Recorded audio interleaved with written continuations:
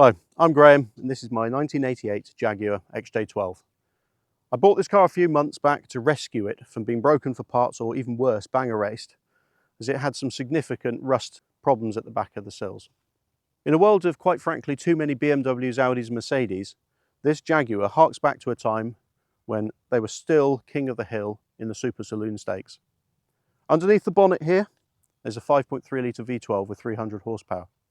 It may only have a 3-speed automatic gearbox, but you can do 60 miles per hour in first. In this film, I'm going to take you through what I've done to rescue this car and bring it back to life.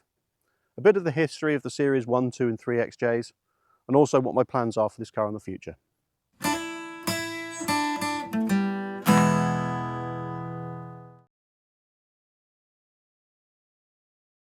I'm a big fan of classic Jaguars, so when I saw this XJ12 advertised 10 minutes from where I live, I had to have a look.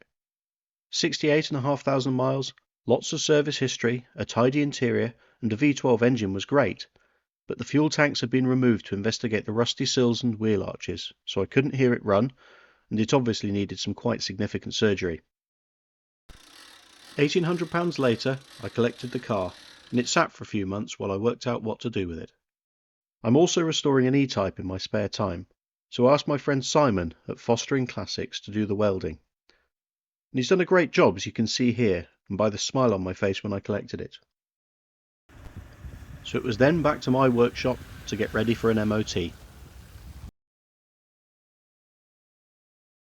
good to have the car in the workshop now, so I've been able to dry it off and have a good look round. I have to say it's looking really, really good.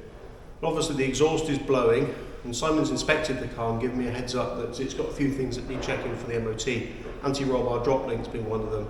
That should be a fairly easy thing to sort, but really I need to get the car in the air to have a look myself. I can now inspect the work that's been done by Simon on the wheel arches and through into the sills as well, and it's great to see it looking solid, the right colour and shiny again. As for the exhaust, we've got several problems going on. So this is the downpipe here from the right hand manifold. This is loads of gun gum exhaust paste basically there to try and seal up this joint. Further rearward there's a split that goes almost all the way through this pipe on the right hand side. And there's a company in Surrey that I've been in touch with that rebuilt the differential for my brother's E-Type, and they do some really good exhaust modification options for the V12 Jaguar engine. But I'm hoping that getting rid of this pair here and resolving my exhaust problems, I'll actually come out of this with a much nicer sounding car. We can see the drop link here, the bushes are tired and there's a lot of rust on it itself. So I'm going to take these out, replace the bushes, sandblast this and reinstall it. I spotted that the bump stop that should be in here is missing from this right hand rear side.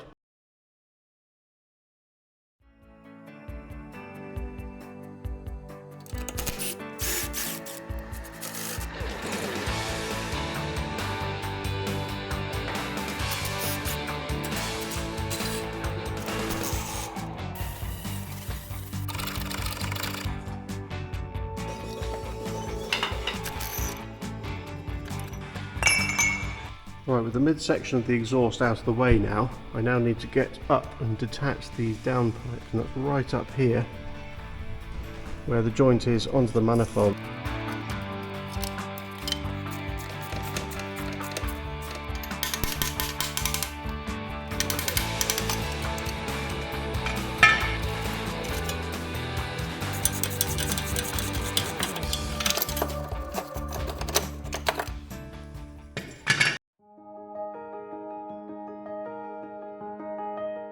The Jaguar XJ was introduced in 1968, and despite a brief overlap with the range-topping 420G, it effectively replaced the 420 and 420G and took the best bits from all the 1960s Jaguar saloons and put them into one car.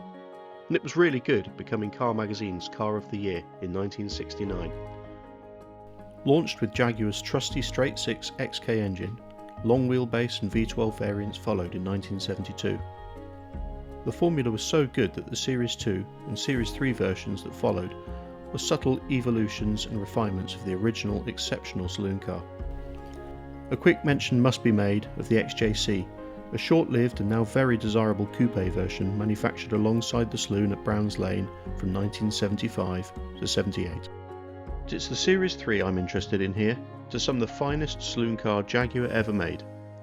The Series 3 XJ6 was replaced by the XJ40 in early 1987, but the XJ12 version carried on in production until 1992.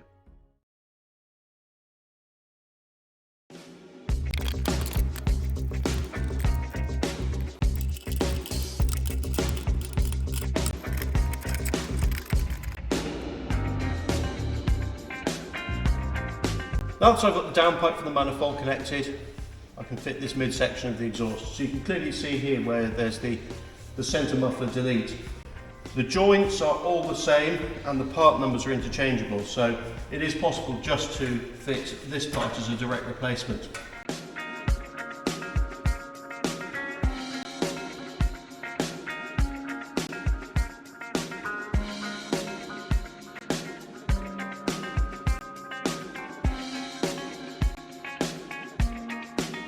With a fair bit of tweaking and adjusting, I've now got this set up pretty much how I want it. It's still on the transmission jack, and I've still got loose joints here.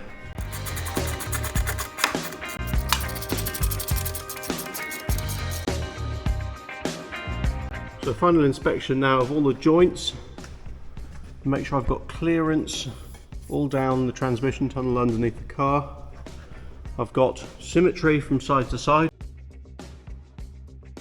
So I come to the back here, again I've got clearance to the subframe on both sides. So the final bit in this kit of parts that I've got from Simply Performance are these larger tailpipes. So it's half an inch bigger in diameter and it just gives that slight, what's happened there?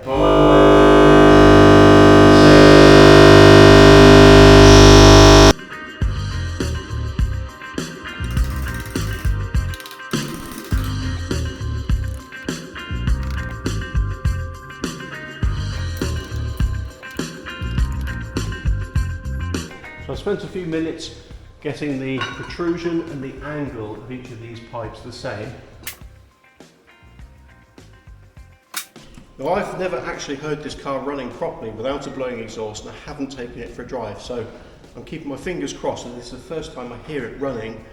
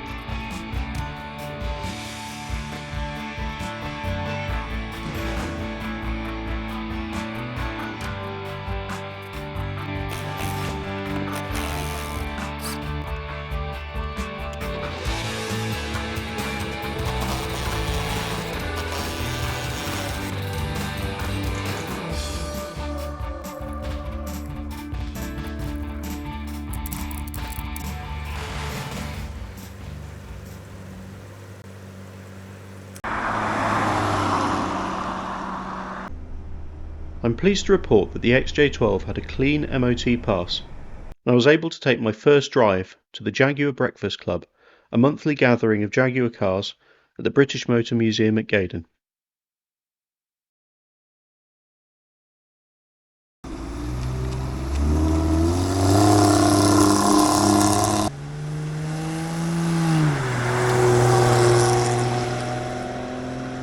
So what am I going to do to this car next? Well, I don't want to go mad with any kind of resto mod project, but there are certainly some things that I think could be improved. I'm not a huge fan of the rubber bumper look that they had on the Series 3 XJ. And it's possible to retrofit an earlier Series 2 or Series 1 XJ chrome bumper. They had overriders as well, but you can have it just plain. And I think I'd quite like to do that. The other thing that I don't really think is necessary are these big plastic, slightly faded badges. So I don't think it necessarily needs to say that it's a Jaguar or Sovereign, to be honest, albeit I quite like to leave the V12 badge. Inside, the cream leather is lovely and in decent condition, but to be honest, it looks a little bit old-fashioned. One thing that I think that would look really, really nice would be to have a non-original colour inside here. A green interior, as I had in my previous 1968 Jaguar S-Type of suede green, really, really matched the outside of the car. So in an ideal world, I'd be changing the carpets and the interior trim colour, possibly by re-dyeing it. And of course, that means all the door cards and everything like that. So it's a big job. But if I could change them to suede green, I think that would look excellent. There are other little touches too, like these side repeaters on the front wings. Now these are just parts bin Lucas, and they've got an exposed screw head here. They've gone a bit rusty around the outside now, but what were they thinking, putting something as cheap and nasty in parts bin on such a nice saloon car as this? More broadly, I'd also like to do some suspension modifications on this car to get more of a fast road setup. It would lower the car slightly and the springs and dampers would be changed. Simply Performance, who I got the exhaust from, do offer a kit that will help me do this. Additionally, in the long term, I'd also like to get a manual gearbox in the car. And that was never done as standard, but you can get conversion kits, and there's more than one option of gearbox that you can do that with. Simply Performance also supply those parts. I really do enjoy driving this car. It's got a great combination of performance and refinement. And if you think about it, how much would this be worth if it's like an Italian V12 Super Saloon? So these are great value for money and an absolutely lovely car.